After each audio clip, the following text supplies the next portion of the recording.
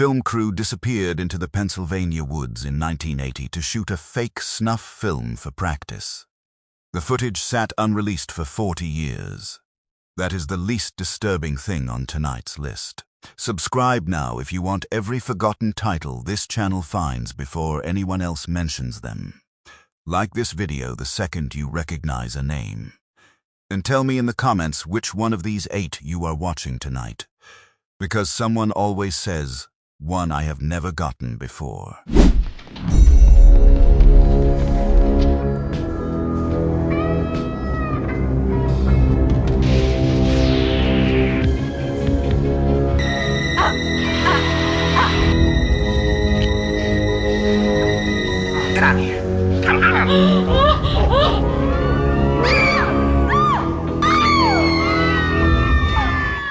He Knows You're Alone, 1980.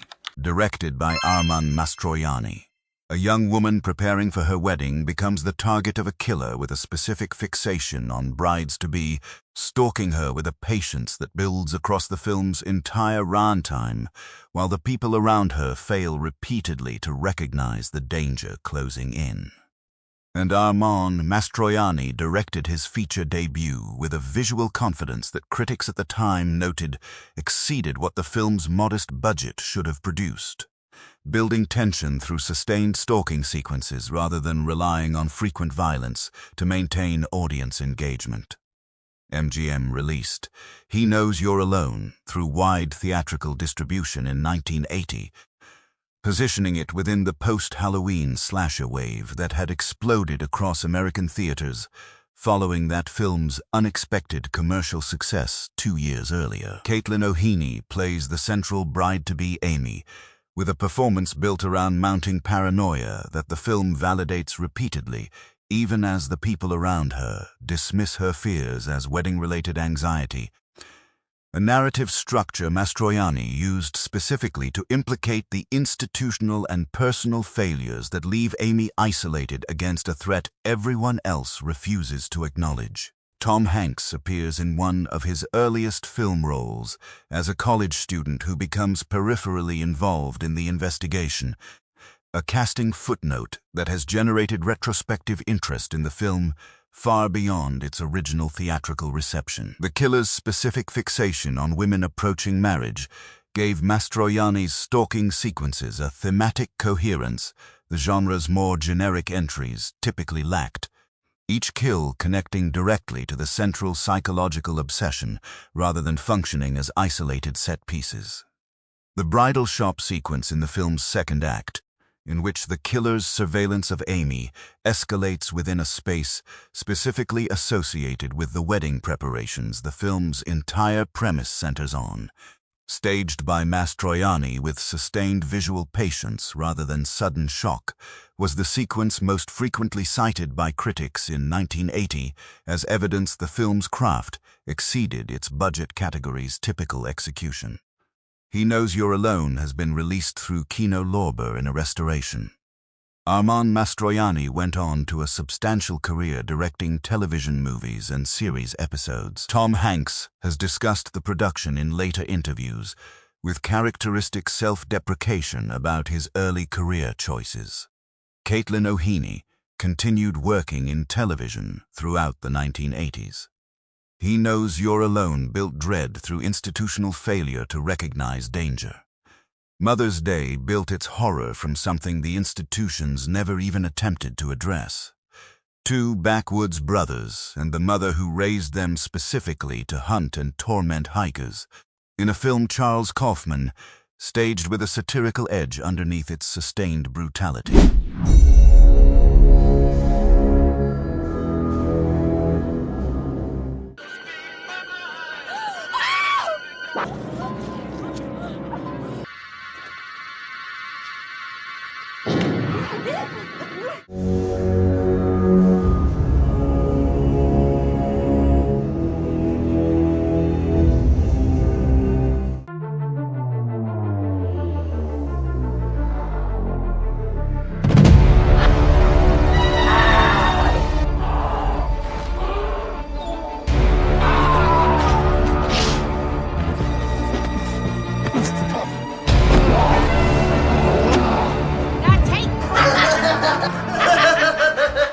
Mother's Day 1980, directed by Charles Kaufman.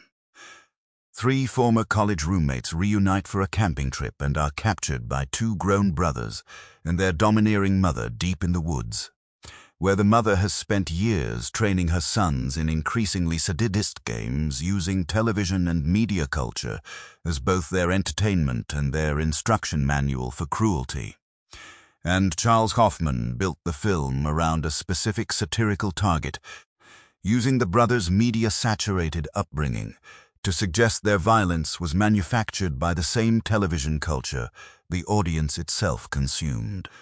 Troma Entertainment released Mother's Day in 1980, and Kaufman has discussed in retrospective interviews how the film's central satire, the brothers performing television commercials and game show parodies even as they torture their captives, was specifically designed to indict American media consumption as a root cause of the violence depicted, an intention the film's marketing and most contemporary reviews almost completely overlooked in favor of treating it as straightforward backwoods exploitation. Rose Ross plays the controlling Mother Ike with a performance built around genuine domestic menace, her character directing her son's cruelty with the same casual authority a normal mother might use to coordinate household chores. The film's combination of sustained captivity horror with pointed media satire produced a tonal complexity that several critics at the time found difficult to reconcile with the explicit violence surrounding it, a tension Kaufman has acknowledged was intentional rather than a production flaw.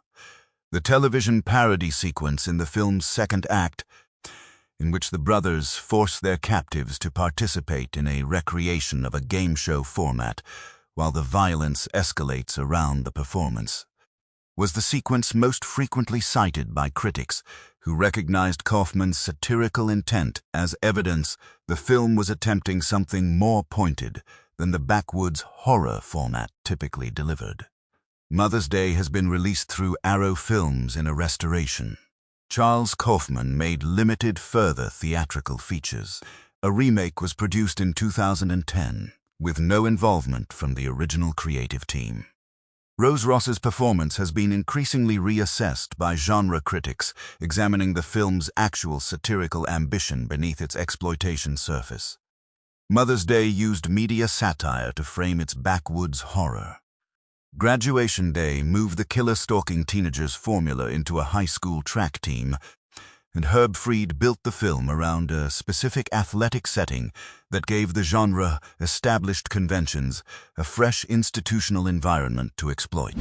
Graduation Day 1981, directed by Herb Fried. A high school track star dies suddenly during a race, and when her sister returns to investigate the death, the school's remaining track team members begin dying one by one at the hands of a killer, whose identity the film withholds across an extended ensemble cast that includes the team's volatile coach and several investigating authorities equally unable to identify the threat in time.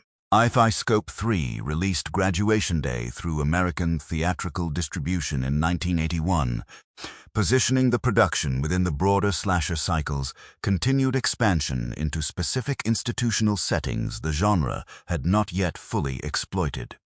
In this case, competitive high school athletics, which gave Herb Fried's kill sequences a built-in structure of elimination that paralleled the team's own competitive framework. Christopher George plays the team's coach with a volatile intensity that the film uses to maintain suspicion across multiple characters simultaneously, his performance never fully clarifying whether his aggression toward his students reflects genuine guilt or simply the era's more permissive approach to athletic coaching methods. The track and field setting allowed Fried to stage several kill sequences using actual sporting equipment and competition environments, giving the violence a specific procedural connection to the team's athletic activities that distinguished the film from the genre's more generic suburban settings. The film's pacing, building toward a climax that reveals the killer's connection to the opening death with a specificity Several critics noted exceeded the genre's typical mystery construction, gave Graduation Day a structural coherence that helped it stand apart within an increasingly crowded 1981 slasher marketplace.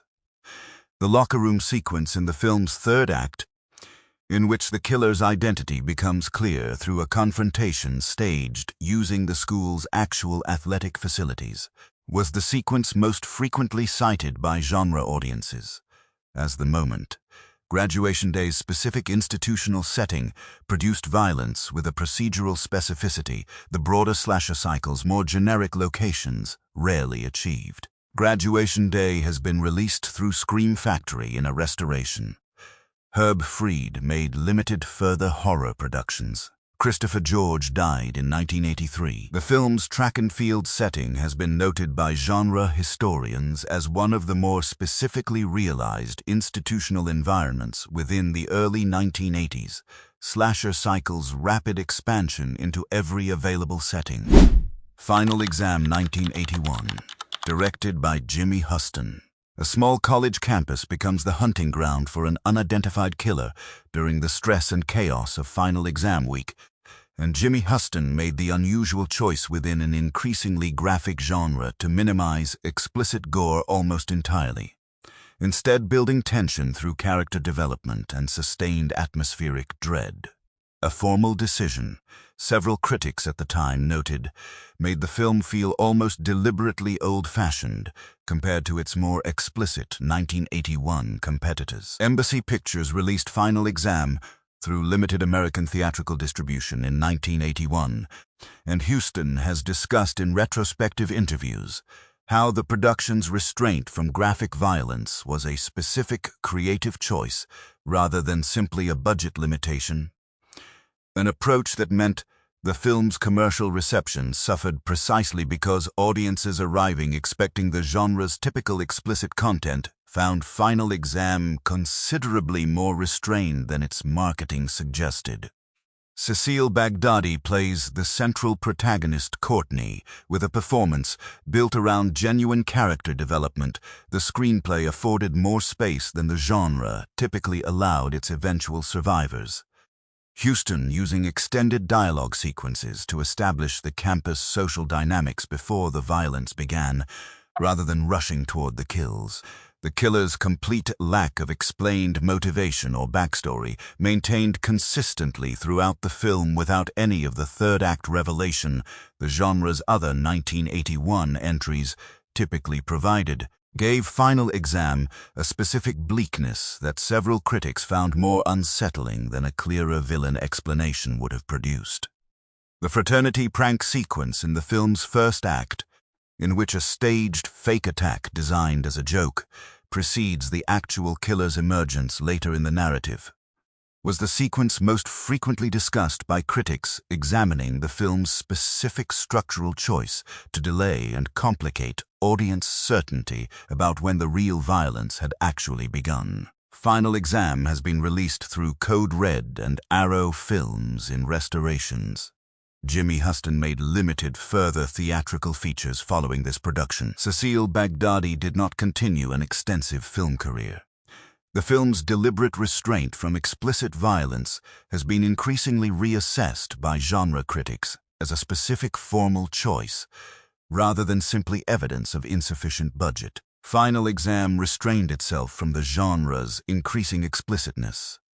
To All a Good Night pushed in the opposite direction entirely, and David Hess, the actor whose Last House on the Left performance had already established him as one of the genre's most unsettling presences, directed his only feature with a commitment to explicit violence that matched everything his acting career had built a reputation around.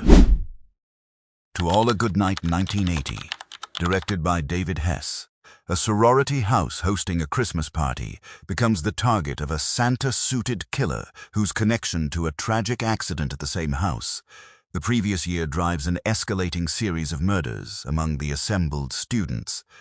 And David Hess, directing his only feature film after building his acting reputation through Last House on the Left's deeply unsettling villain performance, brought the same commitment to sustained explicit violence behind the camera that had defined his work in front of it.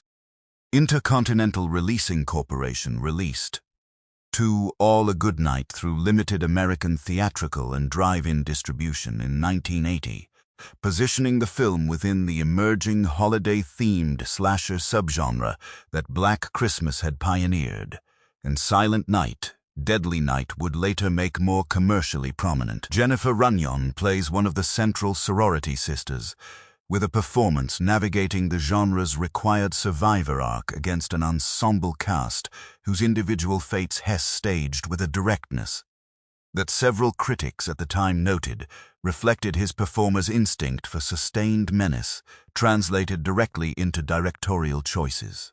The killer's Santa suit, deployed against the specific holiday setting the film's title openly announces, gave Hess's kill sequences a visual iconography that distinguished To All a Good Night from the broader slasher cycle's more generic masked killers, even as the film's commercial reception remained limited compared to the genre's more prominent holiday-themed competitors released around the same period.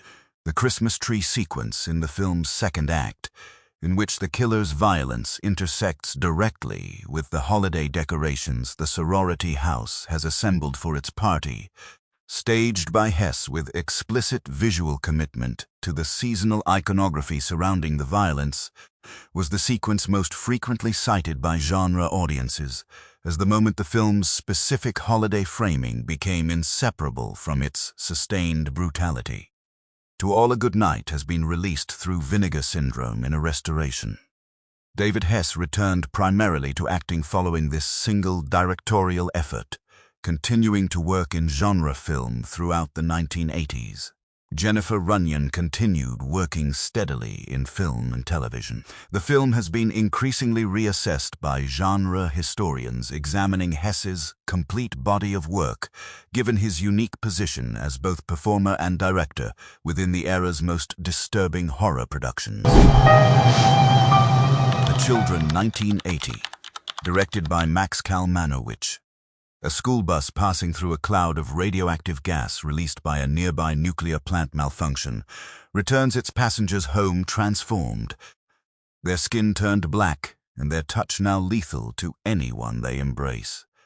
And the small town's adults must determine how to stop their own transformed children from killing them, a premise Max Kalmanowicz staged with a sustained body horror commitment that distinguished the film from the broader slasher cycle's more conventional human killers. World Northall released The Children through limited American theatrical and drive-in distribution in 1980, and the production's specific body horror concept, the radiation transformation rendering normal childhood affection literally lethal, gave the film a thematic horror considerably stranger than the genre's typical formula, built around parental love itself becoming the mechanism of death, rather than functioning as protection against it. Martin Shaker plays the sheriff, attempting to organize the town's response, with a procedural seriousness the film's increasingly desperate premise consistently undercuts. His character's investigation forced to confront solutions no normal law enforcement training had prepared him to consider.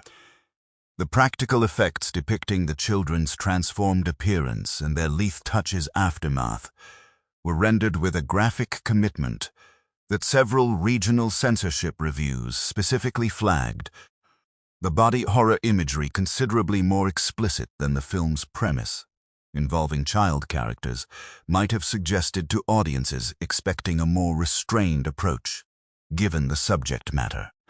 The embrace sequence in the film's second act, in which a parent's attempt to comfort their transformed child results in horrifying violence rendered with explicit practical effects detail, was the sequence most consistently cited by audiences who encountered the film through drive-in distribution as the moment. The children's specific body horror premise became genuinely disturbing, rather than simply unusual. The Children has been released through Synapse Films in a restoration. Max Kalmanowicz made no further theatrical features. The film's radiation transformation premise has been discussed by genre historians as one of the more unusual body horror concepts. The early 1980s slasher boom's rapid expansion into every conceivable variation produced. Good night, sister, darling. Eyes lowly pledge. Sentinel calls 'tis the hour of... The Initiation, 1984. Directed by Larry Stewart. A college student pledging a sorority experiences recurring nightmares connected to a repressed childhood trauma involving her father, and when the sorority's hazing ritual sends the pledges into a department store after hours for a scavenger hunt, a killer begins eliminating them one by one in a sequence of violence. The film gradually reveals is directly connected to the buried family secret driving the protagonist's nightmares throughout the narrative. New World Pictures released The Initiation through American theatrical distribution in 1984, arriving toward the later end of the sorority horror cycle that had already produced numerous entries throughout the early 1980s. And Larry Stewart distinguished the production through its specific psychological mystery structure, connecting the slasher violence directly to repressed trauma, rather than treating the killer's motivation as a simple late-revealed twist disconnected from the protagonist's actual psychological arc. Daphne Zuniga plays the lead protagonist, Kelly, with a performance built around the nightmare sequences that recur throughout the film. Stewart using these dream interruptions to maintain a psychological horror register, running parallel to the more conventional slasher violence occurring in the department store setting. The after-hours department store location gave the production a genuinely unusual environment for the genre's typical hazing ritual violence. The commercial space's mannequins, display cases, and enclosed architecture providing visual opportunities the genre's more typical campus or suburban settings rarely offered. The mannequined display sequence in the film's second act, in which the killer's presence among the department store's commercial displays creates sustained visual ambiguity about which figures are genuine threats, was the sequence most frequently cited by genre audiences as evidence the unusual setting gave The Initiation a visual identity distinguishing it from the era's more generic sorority horror entries. The Initiation has been released through Scream Factory in a restoration. Larry Stewart made limited further theatrical features. Daphne Zuniga went on to a substantial television career, including Melrose Place. The film's psychological mystery structure connecting the violence to repressed trauma has been noted by genre critics as more ambitious than the sorority horror cycle's typically straightforward formula. Effects 1980, directed by Dusty Nelson. A small film crew travels to an isolated cabin to shoot a low-budget horror film and gradually realizes their director may be using the production as cover for something considerably darker. Actual violence disguised as special effects work, recorded with the same equipment meant to capture fictional scares, blurring the line between simulated and genuine horror in a way the crew members increasingly cannot distinguish until it becomes too late to matter. Effects was shot in rural Pittsburgh in 1980 by a crew connected to George Romero's filmmaking circle, with cinematographer Tom Savini serving as a consulting presence on the production, given his close relationship to Romero's effects work throughout the era. Though the film itself struggled to find theatrical distribution and remained effectively unreleased for decades, circulating only through limited festival screenings and bootleg collector copies until a proper restoration finally brought it to wider audiences roughly 40 years after production. John Harrison plays one of the film's central crew members, navigating the production's increasingly disturbing implications with a performance built around mounting unease rather than dramatic confrontation. Dusty Nelson using the metatextual premise. A film crew making a horror film, potentially witnessing real violence, to construct dread through implication rather than explicit revelation across most of the runtime. The low-budget, Regional production circumstances gave effects a genuine documentary rawness that matched its premise about the uncertain boundary between staged and actual violence. The film's own modest resources mirroring the fictional crew's similarly underfunded production within the narrative. The final reel sequence, in which the protagonist crew member's discovery about what has actually been recorded throughout the production becomes explicit, staged with a deliberately unresolved ambiguity about how much of what the audience has witnessed was genuine versus simulated. Was the content most consistently discussed by the small group of critics and collectors who tracked down the film during its decades of limited circulation? As evidence, Effects had anticipated found footage horror's eventual mainstream emergence by several decades. Effects has been released through Synapse Films in a restoration following its rediscovery. Dusty Nelson made limited further films. John Harrison went on to a substantial career as a composer and director within Romero's broader filmmaking circle. The film's extended period of unavailability has made it one of the more genuinely obscure American horror productions of the early 1980s to receive eventual restoration and rediscovery. 8 films. One decade that produced so many of these that the formula barely needed innovation to keep finding an audience. A wedding, a sorority house, a track team, a department store after hours.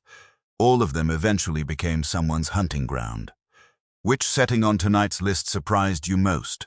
Leave it in the comments. Like if you spotted Tom Hanks before I mentioned him.